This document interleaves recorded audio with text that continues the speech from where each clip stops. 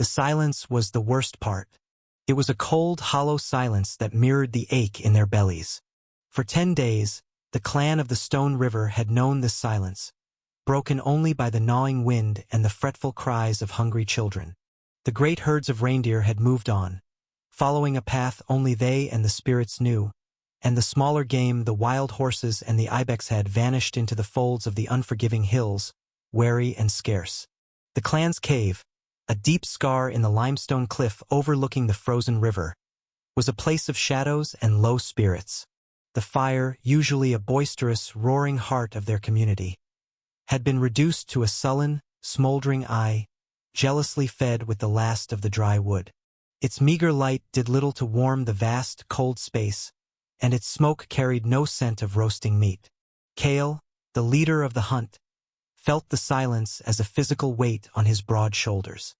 He sat on a smooth, cold rock near the cave mouth, his spear lying across his knees. He was a man carved from the hardship of his world, with muscles hardened by 1,000 hunts and eyes that held the patient watchfulness of a wolf. But now, a deep frustration gnawed at him. He looked at his people, a family of 30 souls, and saw the toll the hunger was taking. He saw Lyra, his mate, her face thin and pale, as she tried to mash the last of the dried roots into a pulp for their young son, Tor. The boy, usually a bundle of restless energy, was listless, his gaze fixed on the weak fire. He saw Old Boar, a hunter whose courage was legend but whose joints now ached with cold and age, staring into the embers, his expression grim. The younger hunters were restless, their energy turning to anxious bickering over dulling flint spearheads. "The spirits have turned their faces from us," Boar muttered, his voice a low rumble that barely disturbed the quiet. "The land is empty." "The land is never empty," Kale replied, his voice firm, though he did not feel as certain as he sounded. He ran a callous thumb along the shaft of his spear. "It only hides its gifts from those who do not look hard enough." He knew talk was cheap. Action was needed. The clan's survival depended not on hope, but on blood and meat and fat. That afternoon he made the decision. He gathered the 5 strongest hunters, a lean, wiry youth named Jocko, the 2 silent brothers, Manus and Fen, the powerful but reckless Grot, and his trusted friend, the steady and observant Rorik. "We go at dawn," Kale announced, his voice echoing in the quiet cave and silencing the whispers. "We will go east, towards the whispering marshes. The herds may have fled the open plains, but no animal can escape the need for water. We will walk until we find a track, and we will not return until our backs are bent with the weight of meat." There were no cheers, only a series of grim, determined nods. The weight of responsibility settled on the 6 hunters. They were the clan's spearhead, its only hope against the creeping tendrils of starvation. The night before the hunt was a tense vigil. The hunters checked their weapons by the fire's glow, sharpening flint heads, testing the balance of their spears. The women mended tears in their fur cloaks, their hands moving with a silent, prayerful intensity. Kale felt Lyra's hand on his arm. She said nothing, but her eyes conveyed everything. The fear, the hope, the complete trust she placed in him. He clasped her hand, its familiar shape a small anchor in the sea of his own uncertainty. He was not just hunting for the clan. He was hunting for the warmth in her eyes and the laughter he missed hearing from his son. They left as the first gray light touched the horizon, slipping out of the cave like ghosts. The air was bitingly cold, freezing the moisture in their nostrils. Their path led them away from the familiar hunting grounds of the plains and into a more treacherous landscape of rocky hills and sparse, skeletal forests. For a full day, they walked, their eyes scanning the frozen ground for any sign of life. The silence followed them, a constant companion. They saw nothing. On the second day, their hope began to wane. The endless, empty landscape began to mock them. Grot, ever impatient, started to complain. "There is nothing here, Kale. We are chasing ghosts." "Be silent," Rorik hissed, his eyes narrowed. "You will scare away your own spirit with your whining." Rorik pointed to the ground. "Look." It was faint, almost invisible on the hard, frosty earth. But it was there. A single cloven hoofprint, larger than a man's hand. It was fresh. The hunters gathered around it, their weariness forgotten, replaced by a surge of adrenaline. Aurochs, Cale breathed, his voice tight with a mixture of excitement and fear. A single bull aurochs. These were not like the docile reindeer. They were primeval beasts, mountains of muscle and fury, with horns that could tear a man in two. They were incredibly dangerous, but the reward was immense. One bull could feed the clan for weeks. Its hide could make new cloaks, its bones new tools. They followed the track with renewed purpose. It led them into a dense thicket of blackthorn and birch. The tension was palpable. Every snap of a twig, every rustle of a dry leaf, sent a jolt through them. This was the most dangerous part. An aurochs could be hidden anywhere in the dense undergrowth, and it would charge without warning. Cale held up a hand, signaling a halt. He could smell it now, the strong, musky scent of the beast. He motioned for Rorik and Jocko to circle to the left, and for the two brothers to circle to the right. He and Grot would continue forward, to flush the animal out towards the others. It was a simple, deadly plan that relied on perfect timing and unwavering courage. Cale moved forward, his spear held ready. The air was thick with anticipation. And then the world exploded. With a roar that was pure, earth-shaking rage, the aurochs burst from a thicket not 20 paces away. It was bigger than Cale had imagined, a colossal beast of black fur and muscle. Its head low, its massive, lyre-shaped horns glinting in the pale light. Its eyes were red with fury. It was not waiting to be attacked. It was the attacker. Charged Grot.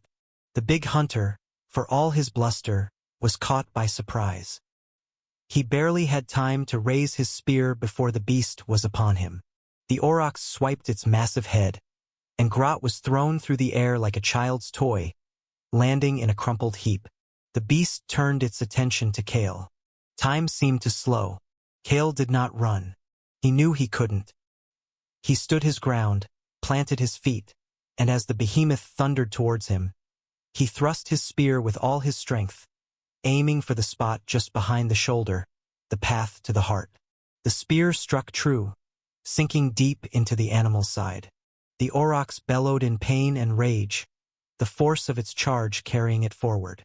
One of its great horns caught Cale in the ribs, a glancing blow that still felt like being hit by a falling rock. Cale was thrown back, the wind knocked from his lungs, a searing pain shooting through his side. But the plan had worked. As the bull roared, distracted by Cale, spears flew from the flanks. Rorik's spear struck it in the thick neck.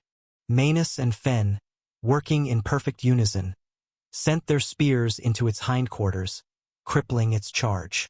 The beast staggered, turning in a confused circle, trying to fight enemies that were everywhere at once. Jocko, nimble and quick, darted in and hamstrung its back leg. The great aurochs sank to its knees, its roars weakening to pained groans. It tried to rise one last time, its magnificent head held high in defiance. Cale, staggering to his feet and ignoring the fire in his side, picked up Grot's fallen spear. He walked to the dying beast, looked into its great dark eye, and with a murmur of respect and regret, drove the spear into its heart. The bull collapsed, and a new silence fell over the forest, a silence not of emptiness, but of awe and profound relief. They had done it. Grot was alive, his arm broken but his spirit intact. Cale's ribs were bruised, perhaps broken, but he stood tall. They gathered around the immense, still form, the source of their salvation.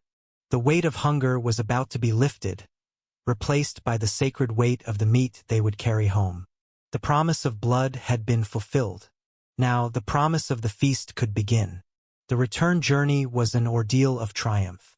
The hunters butchered the great aurochs with practiced efficiency, their flint knives rising and falling in the cold air, steam rising from the massive carcass. They took the best cuts of meat, the heart and liver, the thick layers of precious fat, and the enormous hide, a prize almost as valuable as the meat itself. Each man was laden with a heavy load, but it was a joyous burden. The pain in Kale's side was a dull throb, easily ignored, eclipsed by the vision of his son's full belly and the sound of laughter returning to the cave. They were spotted long before they reached the river. A child, gathering fallen branches near the cliff's edge, let out a piercing shriek of joy and pointed. Soon, the entire clan was streaming from the cave mouth, their faces alight with disbelief and then dawning, explosive joy. The silence was shattered, replaced by a chorus of shouts and cries of relief. When Kale and his hunters finally limped into the clearing, they were greeted as heroes. Hands reached out to touch them to take their heavy loads. Lyra rushed to Kale's side, her eyes scanning him for injury before settling on his face with a look of such profound love and relief that it warmed him more than any fire. He handed her the aurochs heart, the hunter's traditional gift to his mate, a symbol of the beast's power and vitality now given to the heart of his own family. The atmosphere in the cave was transformed. The sullen, smoky hollow became a hive of joyous activity. The fire was built up into a magnificent, roaring blaze that pushed the shadows back to the furthest corners and filled the cavern with a dancing, cheerful light. The smell of roasting meat, rich and intoxicating, soon filled the air, a scent so potent it felt like a prayer being answered. While the women worked to prepare the feast, skillfully slicing meat and rendering fat over the hot stones, the men turned their attention to another sacred task, waking the drums. There were 3 of them, the clan's most prized possessions. The largest was the great drum, made from a huge, hollowed-out log of pine, its surface covered with aurochs hide from a hunt generations ago. The other 2 were smaller, handheld drums made from reindeer skin stretched over frames of bentue. It was Boar, the old hunter, who had the honor of waking them. He warmed the hides by the fire, his gnarled hands stroking them as if they were living things. Then, he picked up a beater made from the femur of a cave bear and struck the great drum once. Boom! The sound was deep and resonant, a primal heartbeat that seemed to shake the very stone beneath their feet. It was a sound of power, of life, of gathering.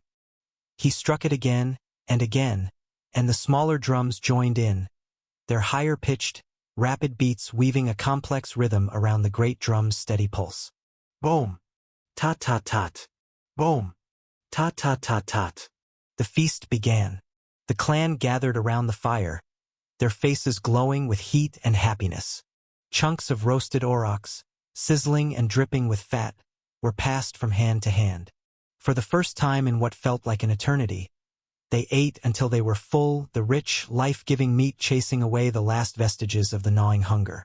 The children, their faces greasy and smiling, gnawed on roasted ribs, their earlier listlessness replaced by a vibrant energy. As the last of the food was eaten, the rhythm of the drums grew more insistent, more powerful. It was a call, an invitation. Grot, his arm bound tightly to his chest in a sling, was the first to answer.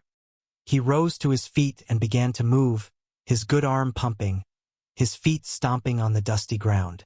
His dance was one of defiance, a story of his brush with death and his survival. Then Kale stood up, the pain in his side a dull echo. He began to dance the story of the hunt. His movements were slow and deliberate at first, the patient tracking, the stalking. The drumbeats followed him, a quiet, tense rhythm. Then, as he reenacted the charge, the drums exploded into a frenzy. His body became a whirlwind of motion, the lunge of his spear, the impact of the horn, the final, decisive blow. The other hunters joined him, each one dancing their part of the story, their bodies weaving together in a dynamic, sweat-soaked tapestry of the kill. It was more than a dance. It was a ritual. It was a way to honor the spirit of the aurochs, to thank it for its sacrifice by retelling its power and courage. It was a way to process the fear and danger of the hunt, transforming it into a story of triumph and strength for the whole tribe. Soon everyone was dancing. The women, led by Lyra, formed a circle, their movements celebrating the life that the hunt had sustained. Their dance was one of gratitude, of turning meat into meals, of stoking the fire, of protecting the children. The children darted in and out of the circles, their small bodies mimicking the hunters and the aurochs, learning the stories through the motion of their own bodies. Kale found Lyra in the swirling, fire-lit mass of people. He took her hands, and they danced together, a silent communication passing between them, a shared joy that needed no words. He saw his son, Tor, at the edge of the circle, his eyes wide with awe, beating on a log with 2 sticks in perfect time to the great drum. The singing began, led by the raw, powerful voice of Bor. It was not a song of words, but of sounds deep, guttural chants that rose and fell with the drumbeats. It was the sound of the wind, the roar of the aurochs, the cry of the hunter, the shout of victory. The whole clan joined in, their voices merging into a single, mighty chorus that filled the cavern and spilled out into the cold night, a declaration of life and resilience against the vast, unforgiving silence of the Ice Age.